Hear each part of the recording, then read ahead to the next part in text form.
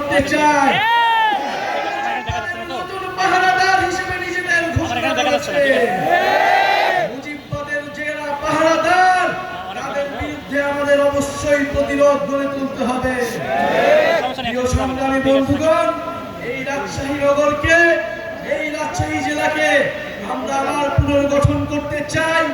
এই বরেন্দ্র অঞ্চলের হারানো ঐতিহ্যকে ফিরে আনতে চাই। রাজশাহীতে কর্মসংস্থান থাকবে, রাজশাহীতে শিক্ষা থাকবে, রাজশাহীতে চিকিৎসা থাকবে, রাজশাহীতে শিল্পের বিকাশ ঘটাতে হবে।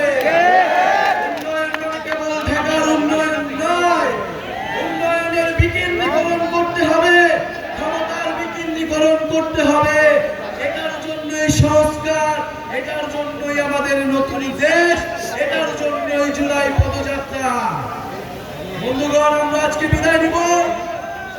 আমাদের এই জুলাই পদযাত্রার বার্তা নতুন দেশ গঠনের বার্তা, দুর্নীতিমুক্ত বাংলাদেশের বার্তা, বৈষম্যহীন ইনসাফ ভিত্তিক বাংলাদেশের বার্তা।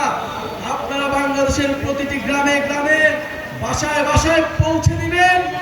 ইনশাআল্লাহ আমরা ইনসাফের ভিত্তিতে, দায় দরদের ভিত্তিতে নতুন দেশ উপহার দিব বাংলাদেশের জনগণকে। জনতাই বৈধতা, জনতাই ক্ষমতা।